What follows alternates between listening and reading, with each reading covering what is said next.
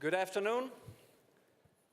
I have personally looked forward very much to this session, and I welcome you all to the discussion around the future digital economy.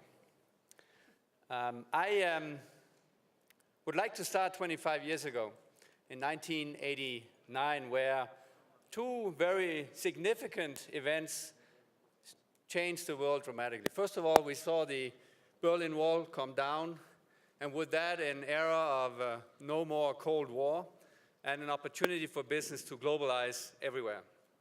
And that same year, the World Wide Web was born out of an experiment in CERN, a need to manage documents, and with that, of course, a significant opportunity for change and transformation. Now, 25 years later, we have for the first time again seen some geopolitical challenges where some of the assumptions of unlimited globalization has been significantly challenged. Yet, on the technology side, we are seeing an increased pace of innovation and new opportunities. We have, in fact, over the last only 5 years or so, seen a radical disruption of certain industries, starting in the music industry. Any product that could be 100% digitized was digitized, and the consequences were quite significant for those companies that were in those industries. In many ways, you could argue also for the better, more efficiency in reaching customers, and in efficiency in supply chains. Now, we believe that we've only seen the beginning of this transformation, and it is in sharp contrast to the geopolitical challenges that we're seeing. So today we'll talk about what is needed in ensuring a thriving, open, and secure digital economy, a global digital economy. And I am, for a change here on the panel, asking the question, because this is a rather easy question to ask, but not so easy to answer. We have a distinct panel, and I'm proud to introduce our four panelists very briefly. They namely don't need long introductions. Sheryl Sandberg, COO of Facebook, member of the board, but also member of the board of a number of companies and institutions, including Walt Disney. Welcome. Eric Schmidt joined Google 2001, executive chairman of Google, and also, I must say, the co-chair of Davos this year and a long supporter of the World Economic Forum. Thank you for that, Eric. We have Satya Nadella. He is the CEO of Microsoft. Joined Microsoft many years ago, 1992. Yet took over the leadership role approximately a year ago. Lots of change at Microsoft since then. And I must say, a significant launch yesterday of Windows 10. So we're very pleased that you made it here. Thank you. And Vittorio Colao, CEO, Vodafone, joined Vodafone 2008, and Vodafone being one of the few true global players in the infrastructure needed to support this digital economy. We had a session earlier with Merkel where someone talked about the plumbing. I think we agreed on the highway for the digital economy. Welcome. I'd like to open this discussion with a brief introduction by each of the panelists on the vision for the future. What is your vision for the future state of the digital economy? And are you, generally spoken, optimistic or pessimistic about that future, and why? And Vittorio, would you start that? Let me take it in reverse order. I am absolutely optimistic because I see a movie in front of me, and I know the end of the movie, and I see in the 30 to 50 countries where we operate in a little bit where the story is today, and I can tell you the story is absolutely at the beginning. It's just the beginning of a great story. And if you think that the movie is a movie of everybody connected with very low latency, very high speed, ultra dense connectivity available for objects and human. And you see where we are today, you say, you're really at the beginning of something amazing. What we are seeing is a complete change in the way people farm in Turkey, where we have the largest farmer club improving productivity, the way people manage their health, the way people are educated. 240,000 people in Egypt are educated through our technology, 60% of them women, by the way, which was not possible and probably not affordable until the beginning of the movie. Education of teachers, South Africa, inclusion. We talk a lot about mobile money in emerging markets. 1/3 of Kenya's GDP goes through payments. Finally, women have a secure, and the youth have a secure place where to store the money, and they can save time and increase productivity. And then you go into mature markets and, energy savings and smart buildings and whatever, the beautiful thing that Google are working on. And I see the freeing up, not just of productivity and money, but also positive energy, which can really bring a more equal world. And so if you move the movie to the last scene, which is going to be, I don't know, 10 or 15 years from now, you can only be very optimistic. Now, it's going to be hard to get there, and we'll discuss how we get there. Thank you very much. Satya?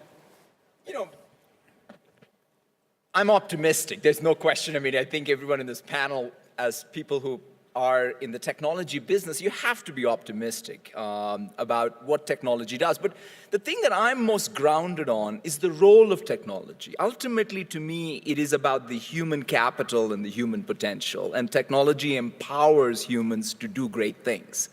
And so you have to be optimistic about what technology can do in the hands of humans and how they exercise that. Now, I think the key issue, though, is there needs to be a new global consensus, which I think is what we will probably talk a lot about in this panel, that allows technology to progress and yet find that balance with what I would call legitimate interests that individuals have, societies and cultures have, and governments have. So I think that in order for us to truly see the benefits of technology, we need to get to that global consensus. And to your movie metaphor, that's where things can go wrong. And in order for us to have a happy ending, that's the discussion that we all need to have. Thank you. Eric, are you as optimistic? I think I'm the most optimistic of anyone you're going to find. And we've spent the last couple of decades here talking about the transition to all the world's knowledge, right? We now have basically available to us through many apps in many different ways, companies represented here in this room, et cetera, this enormous amount of information now. And new developments in machine intelligence will make us far, far smarter as a result. And this means everyone on the planet. The genetics revolution has a huge and positive impact on the way we'll treat disease, progression of disease, and so forth and so on.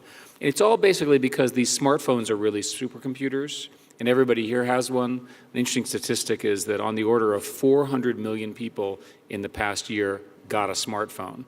And if you think that's a big deal, imagine the impact on that person in a developing world. And as a result, the globalization that this forum and that all of us believe in has produced ties that bind. It is no longer possible for a country to sort of step out of some basic assumptions in banking and in communications and in morals and in the way people communicate. You cannot isolate yourself anymore. It just doesn't work. So if I go forward, I imagine a whole new generation of technology and ideas. Think about a computer that gives you enormously personal, helpful advice. What should I do today? What am I interested in? Where should I go? How do I make these choices? Think about energy. We're all concerned about climate change and all those sorts of things. Much more efficient energy usage, a huge issue for the planet. Greater personal security for all sorts of ways and reasons. And think about learning and education with all the new tools that are being built. We're on the cusp of an acceleration of the level of impact of that, and it's almost overwhelmingly good. Thank you very much. Any pessimism, Cheryl? No, not for me. I want to answer the question with 3 stories.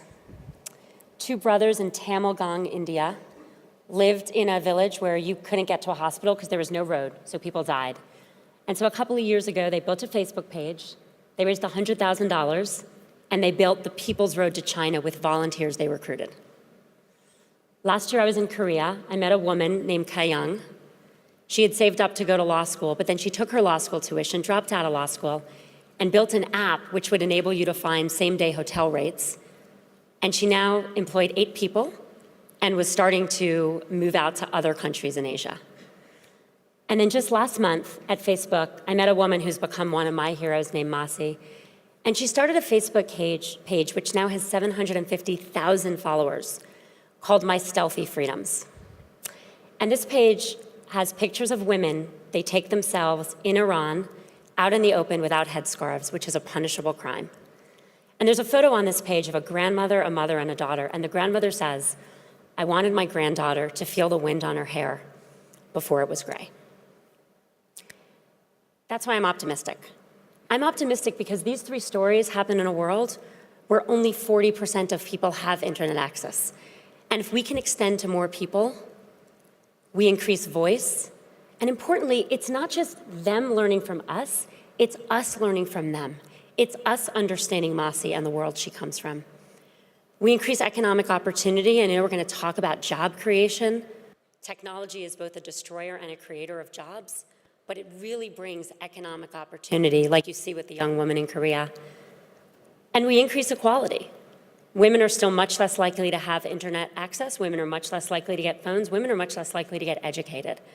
And that's holding all of us back because we know that women invest in their children when they have access. And so I'm a huge optimist because if we can do all this with 40%, imagine what we can do when we get to 50, 60, 70, and hopefully everyone. Oh, so there we are in a more concerned Davos than last year. Here's a panel of optimistic opportunity. It sounds like optimism for human beings, for society, for everyone. I think that's a good start. I'm also hearing some pretty significant change. So let's talk about the change first. And maybe coming back to you, Shell, Facebook has changed the way we interact with each other, no doubt. The term friend has a new meaning. Where do you see that going? Are we going to accelerate that pace? Are we becoming more old-fashioned? Where do you see the interaction between people going in terms of change? I remember the old internet joke where you had the dog in front of the computer, and it said, on the internet, no one knows you're a dog.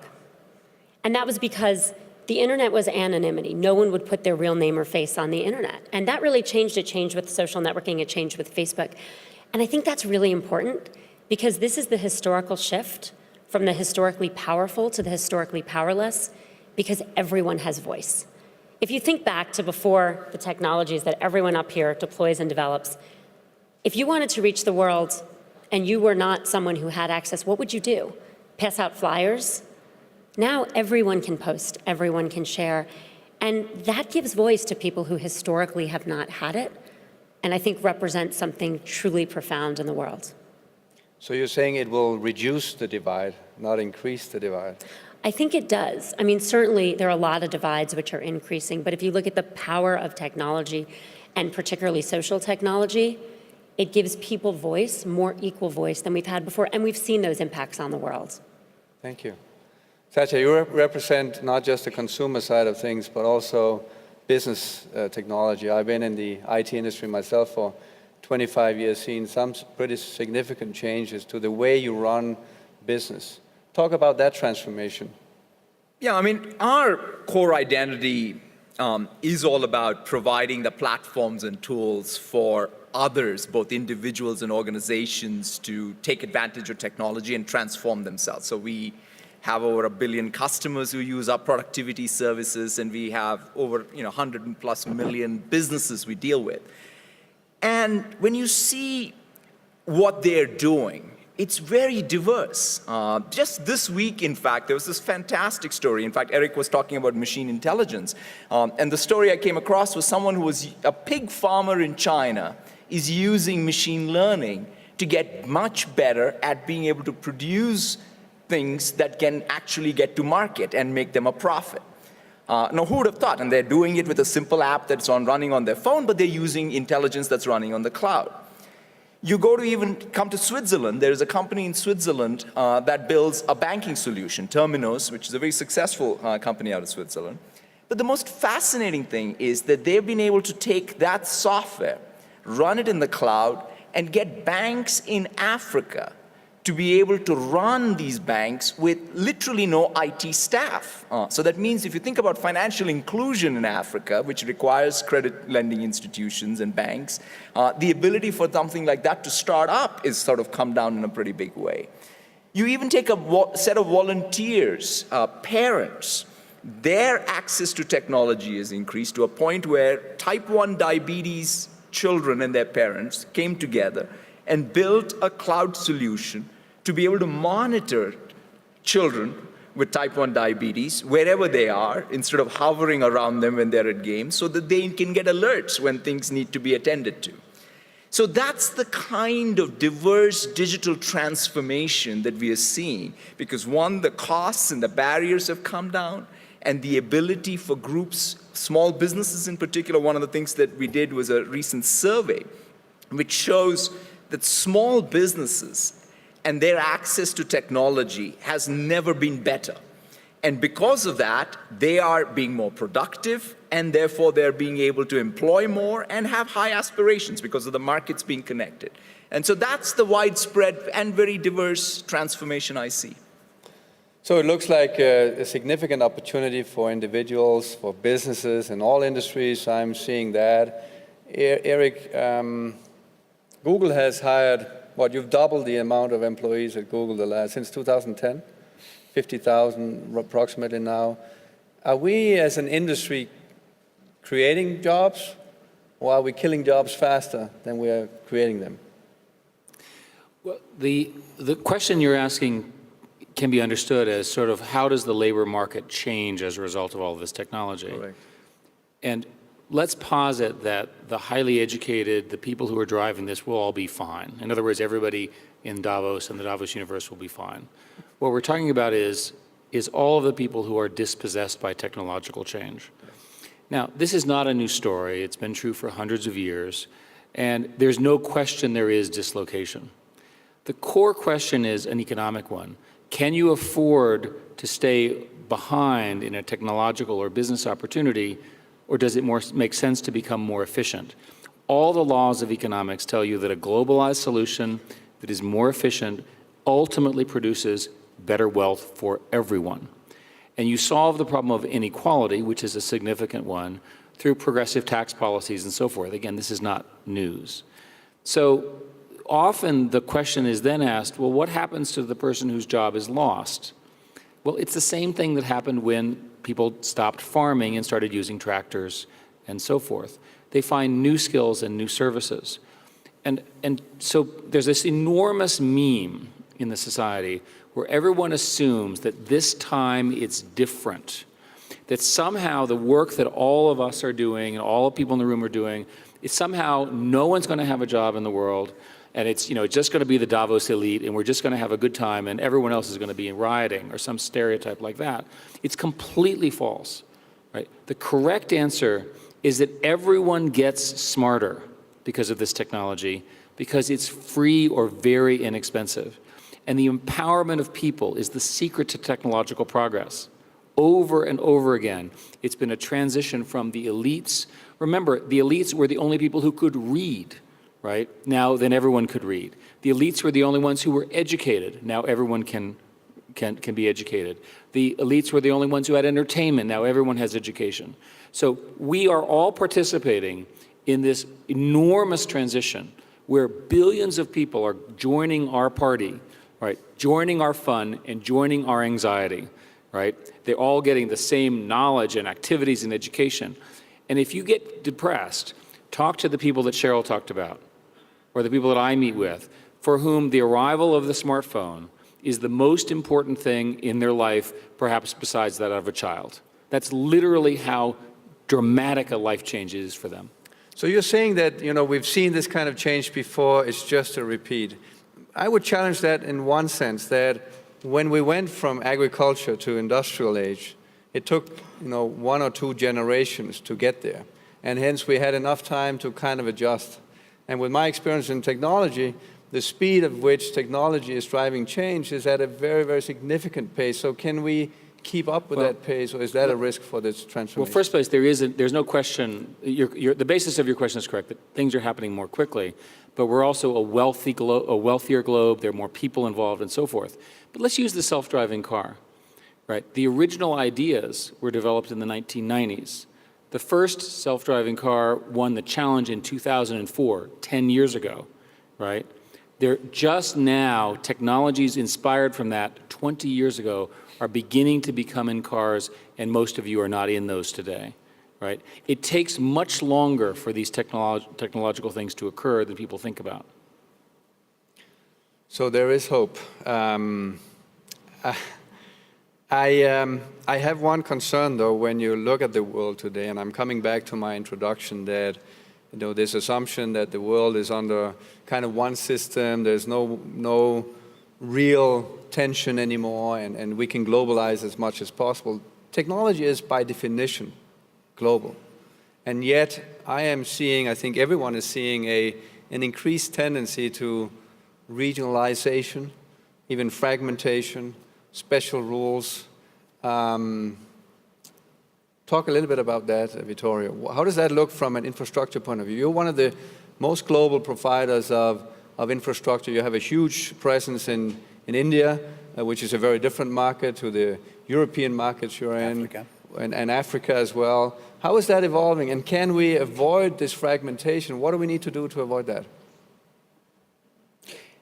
We must avoid fragmentation. The point, fragmentation would actually, if you go back to my movie thing, it means that you start slowing down frame by frame the movie, and you don't want to slow down because, as Eric said, this is the greatest opportunity that we have to really improve living conditions everywhere, and resource management everywhere. So we cannot allow fragmentation. Is fragmentation happening? Quite frankly, there is a temptation. And I think, if I'm honest, I think that we, including the people in this room today, we have very conflicting kind of feelings. When we talk about privacy, we think about something. But then when something like, Paris happens, we think something else. The whole issue of how we will manage the richness of data, but also the potential dangers of data, is clearly creating very, very conflicting feelings in the population and therefore in policymakers. We should absolutely avoid the fragmentation of this fantastic connectivity we are creating. And I think you, Satya, mentioned it before. That's where we need to try to find the right balance, as you correctly said, between different needs, and not try to be too ideological, but be very pragmatic. We need to respect jurisdictions. I'm not advocating for a second that jurisdictions should not be respected, because jurisdictions exist because people vote, and there are democracies in the world, not everywhere, unfortunately, but most of the times. But we should try to create harmonization. In Europe, there is a great opportunity, because we have something called European Union that should harmonize, and then between large blocks, again, we should harmonize, because otherwise we slow down the movie, and if we slow down the movie, we take away a lot of the benefit from essentially the less fortunate. Also from us, but also essentially from the less fortunate. Talk a little bit about what you've done in countries where, let's say, the cost barrier is a different one than what we are seeing in the more developed world. How are you dealing with that? How are you making Listen, I have a fantastic story about India. In India, there are areas where you look at all of your calculations, your things, and you say, this is not economic. And then guess what? We're now finding out that whenever we put a new tower in a place, within 8 months, the amount of data, 8 months, not 8 years or 2 years, the amount of data that goes through that tower is exactly the same of an area that before we have labeled as a good area. Why is that? You wouldn't believe, because people move from the edges of that area into the area in order to use data. So we need to change a little bit, the way we look at things. Change the equation. What is the cost to serve that I have to deliver in order to bring something to the country. Now, governments, policymakers have to play ball, because if, of course, they try to extract value, the reason why I use with Merkel this digital plumber thing, I prefer to call myself a digital plumber, because yes, there are people who build roads and highways, but sometimes there are people who are against roads and highways. Bring me somebody in the world who is against water pipes. Water pipes are life, we are life. Eric, you had a comment. If I could just support Vittorio on this, and I say this with almost complete seriousness, almost all of the problems we debate can be solved by literally more broadband connectivity in these countries.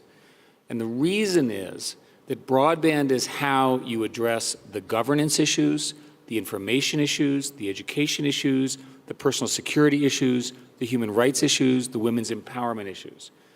Simple steps to make broadband occur, it's not a new message, in countries which are lagging are the key government and public policy thing that benefit the majority of the people.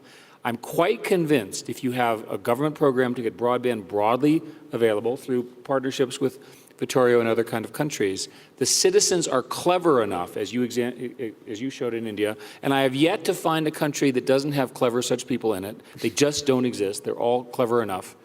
Just wire them up, and the citizens will take care of a lot. But you've also visited North Korea recently. Yes, and an we do unwired see, country. Unwired. And we do see some tendencies that, with this availability of technology and access and information flow, things seem uncontrollable and quite scary for some countries, and they put different rules. What does that do to this development, the opportunity that we have at hand? The internet is the greatest empowerment of citizens with respect to a government in many, many years. Because all of a sudden the citizens have a voice. They can be heard. And we forget that millions of people live in countries where they have grievances or issues, and we haven't heard them because there's no functioning press, we can't talk to them, we can't hear from them. One of the greatest things about the internet is we're hearing those voices. And by the way, they have serious concerns. So in North Korea, the numbers, they're on the order of now 4 million internet connections, but they're all through data phones, and the data phones don't roam. So it's not possible to connect from there outside the internet, except through roughly 100 IP addresses. Internet use of the kind that we're used to is heavily supervised.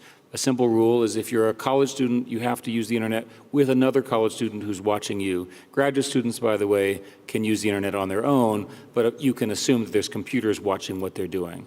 So it really is very much a surveillance of use. And that's ultimately not good for the country, and it's certainly not good for global safety. But is there a risk that we get the fragmentation? And what happens? Satya, you've been trying to penetrate some countries. I heard a previous CEO from Microsoft say we have a high penetration in China, we're just not making any money. How do you see that evolving? And what are you doing to make technology, let's say, affordable to the billions of people? Yeah, look, if I sort of step back and think about from our perspective as the technology industry, what are the three big issues that I think we need to tackle, and we have to tackle with the regulators, the governments, and also amongst ourselves? I would say there are three things. One is a discussion we had around, is the spoils of technology being evenly spread? That's because that's an issue that I think we have to tackle head on, and we've got to be able to talk, and Cheryl talked about the stories that really highlight that, yes, in fact, technology can impact a lot of people, and it's good for society overall. But that narrative has to be broadly understood and believed in. The second aspect is we've got to get this balance between privacy and, at the same time, use of data for legitimate public safety. I don't think any of us can sit here and deny the use of data in order to be able to have governments protect us. And then the last one I would say is this fragmentation issue. The internet is one of the greatest global goods and common good. And if we destroy it, we destroy a lot of our economic future. But yet, how do we get that balance where whatever is the cultural sensitivity, whatever is the local economic interest, how do we get to that next level of sophistication where we really avoid the real nightmare scenario of balkanization of the internet, but yet we have to accommodate for these legitimate interests. These are the three topics, I think, a forum like this can in fact facilitate great dialogue between all the constituents, and then we need a global consensus. I don't think any set of us can make those rules, nor can a single government make that rule, because either one of those things will fail. And that's where I think we have to put our minds and energy to. But let's stay with this challenge of the missing 5 billion people who don't have access. We have 2 billion people online, clearly a lot of disruption, a lot of opportunity, a lot of happy faces in what you can do. Facebook as an organization, from a business model point of view, is really based on the amount of people that come together on your platform. So you must be extremely interested in getting the remaining 5 billion people online. We are, and I think at its heart, it's worth understanding that this is a cost problem. So World Bank puts global poverty at $1.25 a day. 1 in 6 people on the planet lives under that limit. If you're a connected average Facebook user, your implicit cost of data in the United States is $1 a day. So that means the developed world is spending in data what the developing world lives on. And so the only way we're going to make more data accessible and unleash all the potential that everyone here talked about is if it gets cheaper. And so everyone on the stage, I think, is working on it in their own way, and there have to be lots of different approaches to connect 60% more of the world. We have a project we call internet.org, which tries to provide free data in different places. We've launched 4 apps, and in about an hour, we're launching our 5th in Ghana. And what it does is it's an app that anyone can get that provides free Facebook, free Messenger, free Wikipedia, free access to UNICEF's Facts for Life, to other health and motherhood-based information, civil rights for women, pregnancy information, advice on healthy children. And what we've seen from our launches in other countries is that people have healthier babies because they can get basic information on what they should do during pregnancy or during early childcare. And women understand what their rights are, or people can look up information on Wikipedia. This isn't the whole answer, but it is a way of getting some people some data for free. And we think that's really important. And there have to be a whole number of other things. But fundamentally, the economics have to change to get the rest of the people online. Because as things are currently priced, they can't afford it.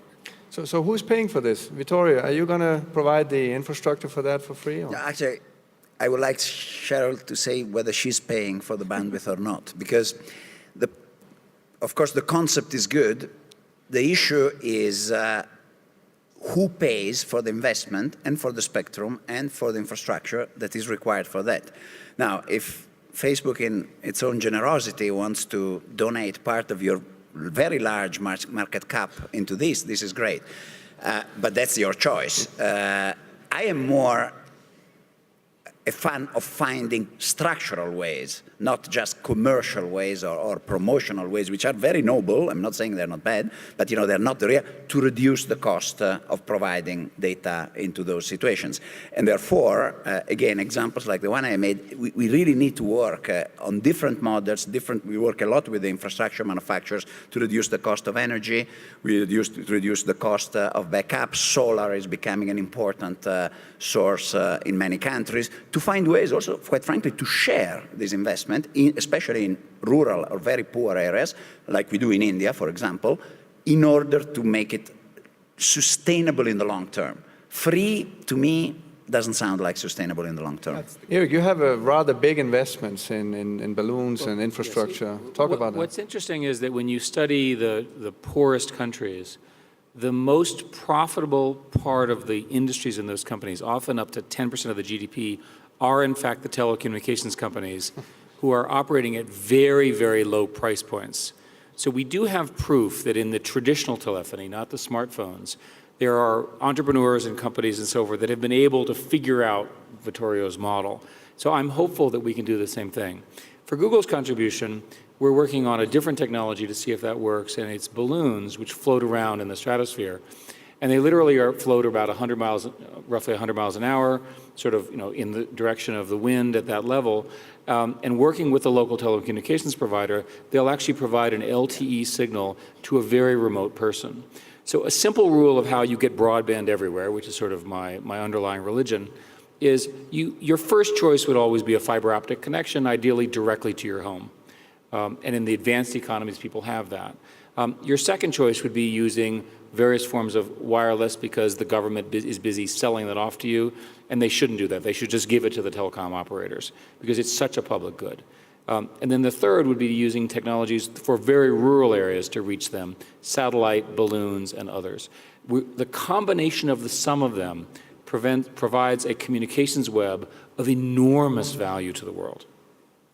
Yeah, I mean, I think just adding on to Eric's piece, I think the thing that's fantastic is, even amongst the panelists here, there's absolute consensus that low-cost bandwidth is a must for economic development to reach everyone. In fact, if you want to solve inequity issues and give opportunities to everyone, let's start by getting that infrastructure. And all of these various technologies, I mean, you talked about the balloons, one of the technologies that we have been pioneering, and by the way, there's no one solution here. We would want all of these, in fact, to play in that roadmap you described. And the technology that we are very interested in is white space. How do we use the TV white space more effectively? And in fact, we've done a bunch of radio work to reduce the interference so that you can, in fact, in Ghana, use TV white space. We are partnering with a local ISP to provide now a rural internet service. And the sustainability comes because now this local ISP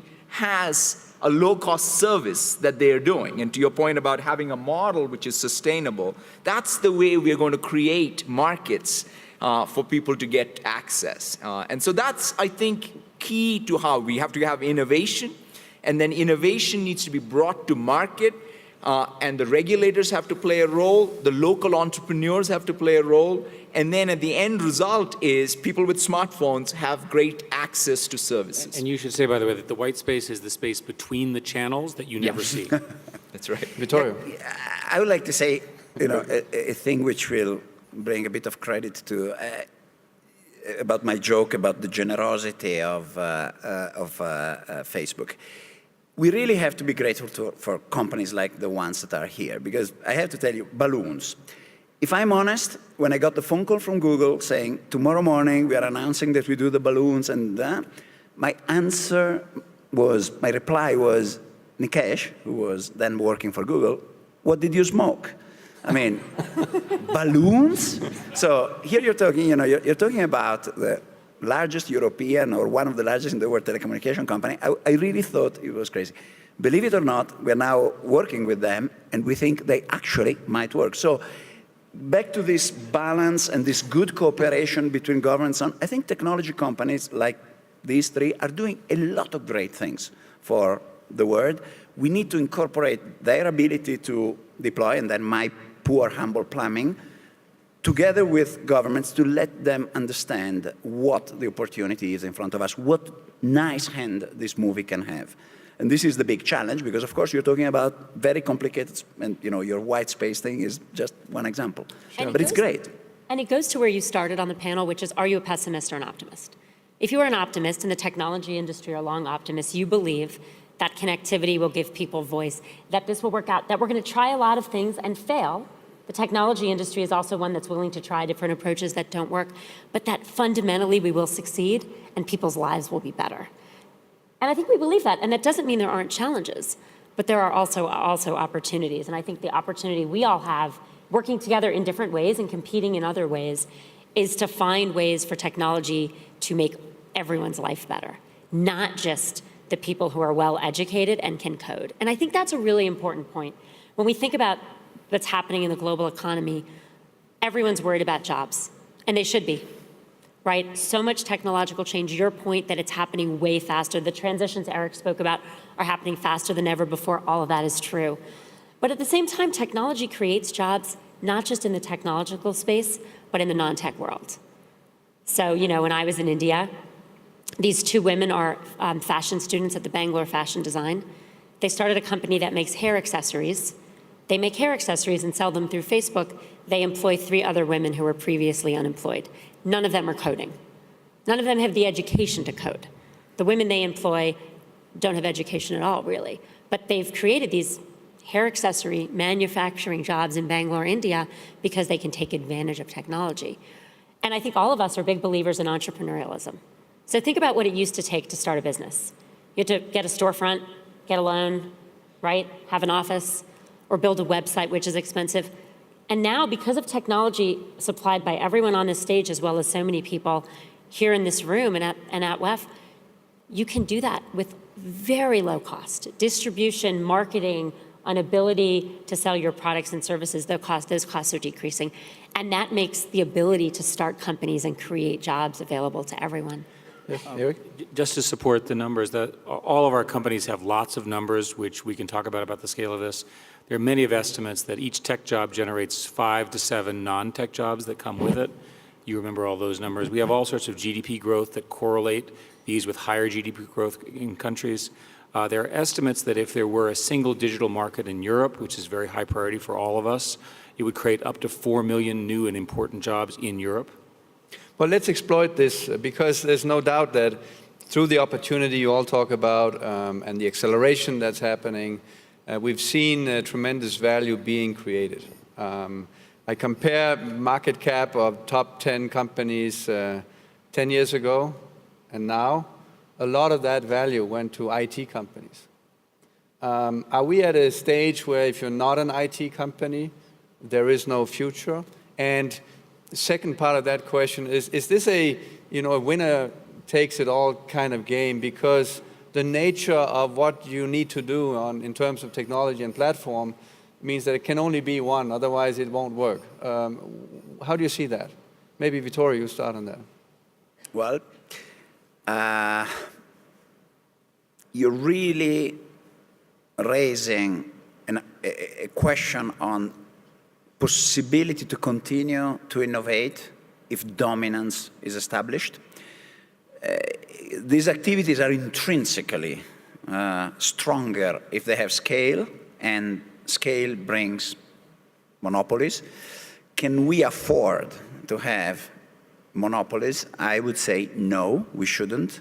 And I think dominance is another big issue that of the 4, I'm the one who probably doesn't have that problem, but we have at some point to face.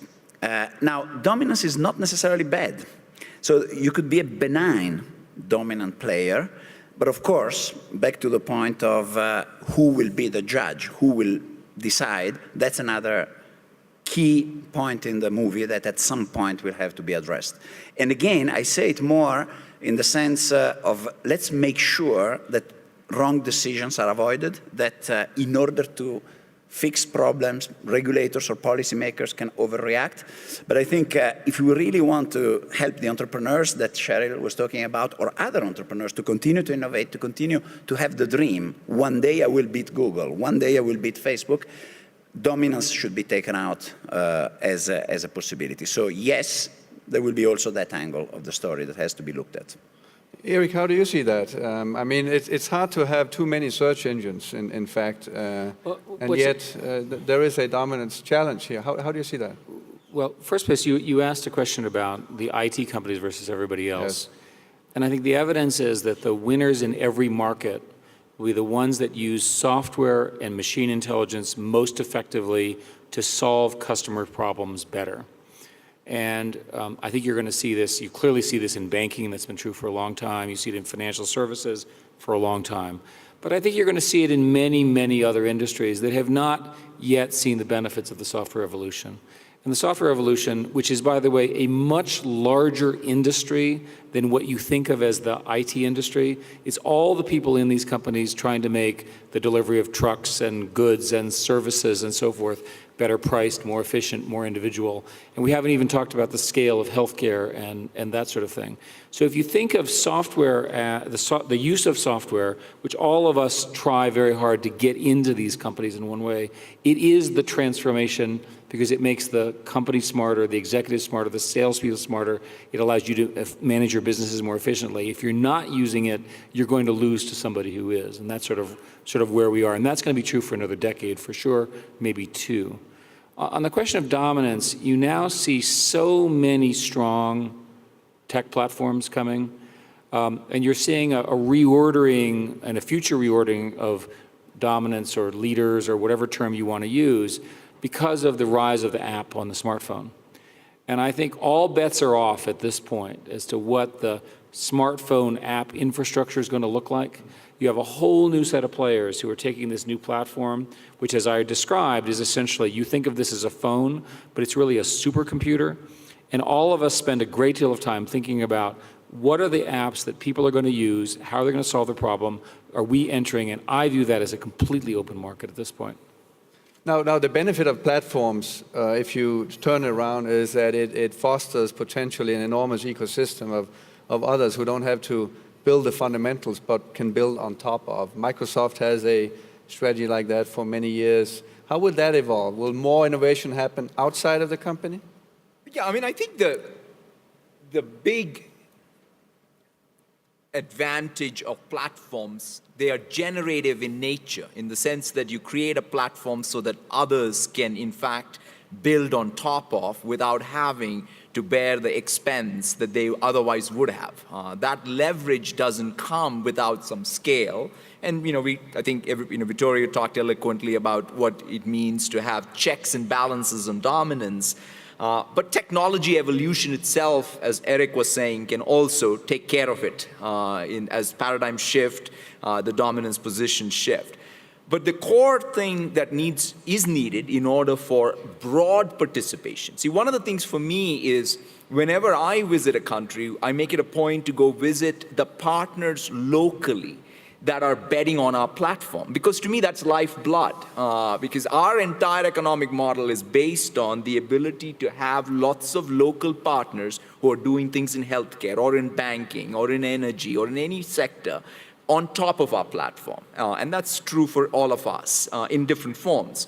And so as a platform provider, you need to make sure that the economics of the platform are not all one-sided and that there is enough out there to be able to create a generative platform. Otherwise, I think it'll collapse on its own sort of weight.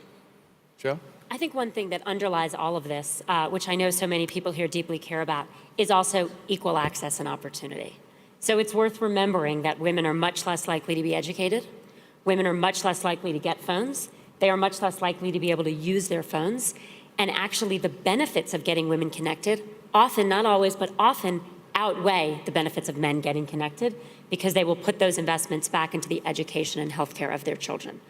So for example, whenever we provide data, making sure however we do it, because there are a lot of different approaches here, that we actually give information to women on what their rights are or how they get help for a sick child. When you think about what's going to happen, some of the evolutions Eric talked about, all of this is only possible if we really make sure that women get access at the same rate as men. And it's worth understanding that the world is not on that path. 17 countries of hundreds are run by women. 5% of the top jobs in almost any country in the world, regardless of their legal structures, around women. And particularly as we look at basic education and access to data, unless we intervene, we means this community of everyone here, women will not get the same opportunities to participate in these platforms, participate in this growth as men. And so it's something that I think takes an active and a different role than we've had before.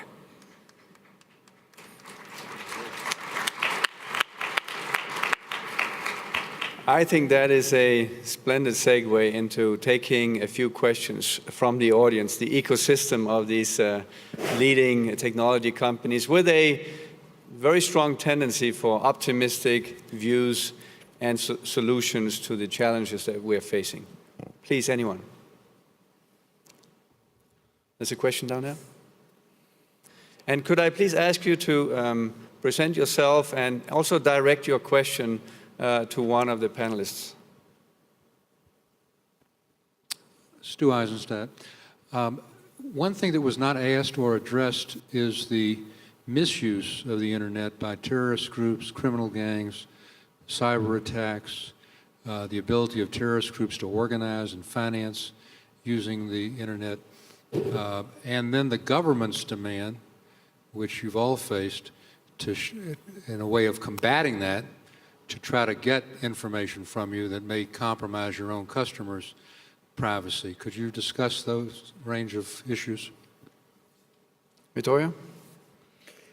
Yeah, you raise a point which is, of course, very true. Bad people use the internet, not just good people. And, of course, society needs to be sure that you can defend. Now, the question is, what is the appropriate way for a government, for any government, to make sure that they protect their own citizens without going beyond what is appropriate and commensurate to the threat? And again, in the telecom sector, we've been used to this since, when I was young. The issue is to have a very clear, and I would want to use the word transparent, way of how you do it. For example, we were the first European operator publishing a transparency report in which we declare to our customers exactly what we do in every country, comma, where we are authorized to describe what we do, comma, and where we are not, we said why.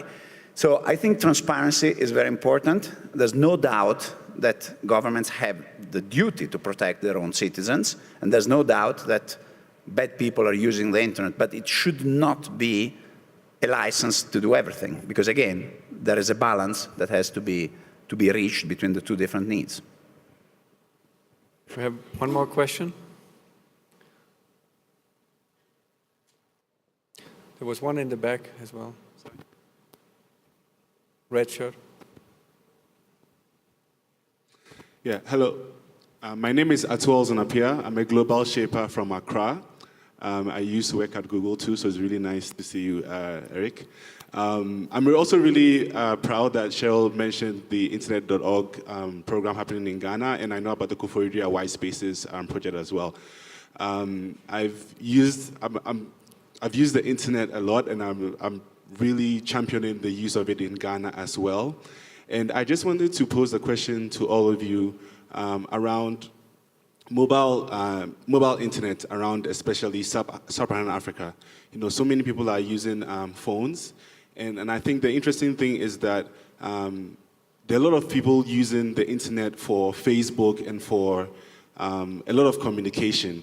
How can we get to the point, especially in sub-Saharan Africa, where we are doing much more than just messaging, but actual e-commerce, running businesses off the internet? What are some of the things that you can share to help us really do that? Thank you. Eric? I think each of us can contribute a little bit to this. The core problem in Africa has been its geographic bandwidth isolation. For a long time, there was only one cable on the left side of Africa. Now there are multiple cables. There have been problems inside of Africa where the central countries, think of them as like Uganda and so forth, only had satellite access, which is particularly slow and particularly expensive. Many companies, including those represented here, have helped fund the necessary connectivity to get to the cities. So a reasonable expectation is that if you're in one of the larger cities in Africa, you will have reasonably good 4G LTE connectivity from the local providers, including in many cases Vittorio's operations. And I think that's a good start. Second problem has been language. Much of the content is not in the local languages, and we have funded and others have funded projects to put that. That's relatively straightforward once people get connected. The third has been payment systems. And I think if you look at the success of M-Pesa in Kenya, you mentioned some others, there's a whole bunch of e-commerce, and it sure looks like banking is going to be done over the internet. So the combination of content and banking is probably enough, at least in the cities, to break the logjam. Thank you very much. We'll take one more question down here. Go ahead. Khaled Letaya from Hong Kong University of Science and Technology. I'm just going to have a quick question about the evolution of the internet. We know that the internet started with just Then we talked about the mobile internet and now witnessing the Internet of Things. Where do you see actually the evolution of the internet, especially in the context of 5G as we move forward? I mean, I think I can start, and this is a topic that we can talk for a long time, but one of the things that I do believe, if you take even 5G in particular, it's the adaptive way that we will use bandwidth. I think that's perhaps one of the most breakthrough things that'll happen for us. Because as we sort of get very, very comfortable with any given level of bandwidth, we come up with ways to consume more. And in fact, one of the technologies that I'm very, very excited about is what does it mean to redefine even what mobility means? And today's form factor, of course, is the phone. And that's done a fantastic job of democratizing access, and all the stories you heard today were about how it's really enabling all this inclusion.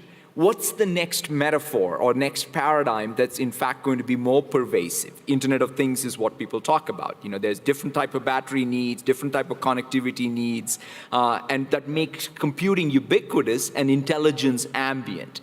And so what is the evolution in the bandwidth and also the cost of bandwidth that allows us to truly get to ubiquitous computing and ambient intelligence is at least what I see as the future of the internet.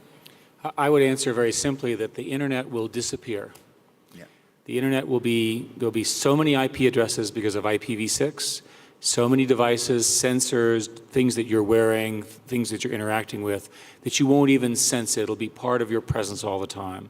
Imagine you walk into a room and the room is dynamic, right? And you, again, with your permission and all of that, you're interacting with the things going on in the room. A highly personalized, highly interactive, and very, very interesting world emerges because of the disappearance of the internet. If I may, I completely agree with Eric. To me, the biggest question, also in relation to the spectrum utilization, the bigger question, which I will leave it as a Davos question, is: will we really, in the future, continue to license spectrum? Do governments license oxygen? No, they tax the profit of us, or the income of us, human beings, who breathe oxygen. Does it make sense? Will it be possible in a ultra-dense connectivity situation to distinguish which spectrum is licensed, which spectrum is not, and who has the right to use what? Again, question that probably I will not see because it's a very long time, but it's oxygen, it's water, it's these type of things. So I think we are coming to an end of this. It's clear that the internet will be like oxygen, needed by everyone. In order to come to a final close in terms of action, would love to ask just a brief comment from every panelist as a closing remark. What is the problem that your company will work most on, and what do you need from someone else in order to accelerate us to that digital global future? In one word? In one word, if you can. Trust. Trust. Re-establishing a positive, constructive trust environment between technology providers, governments, plumbers, and customers, so that we really define in a harmonious way the next frames of the movie. Satya? And I would say global consensus. It cannot be left to any one company or any one government. There needs to be a global consensus on establishing that trust. Eric? I agree with that. We need governments to do one very important thing, which is to help build and license this infrastructure to make this incredible future happen as quickly as possible. And Cheryl, I would have loved a question from a woman, but I will end with the voice of a woman. Inclusion. Inclusion. An internet that connects everyone, that's accessible to everyone. 60% of the internet today is in English. If that does not make it clear how uninclusive it is right now, nothing does. We need voices, technologists, entrepreneurs of all types to reflect the diversity that is the world, so that the voices can be heard. And I think we can create a more connected and a safer world. I think those are the best words we could end this session. The last 25 years have created significant change. I think today's panel talked about the next 25 years being even more significant, but with an optimistic tone, and I felt a strong commitment to make sure that that digital world can happen in a trusted global, and inclusive way. Thank you very much.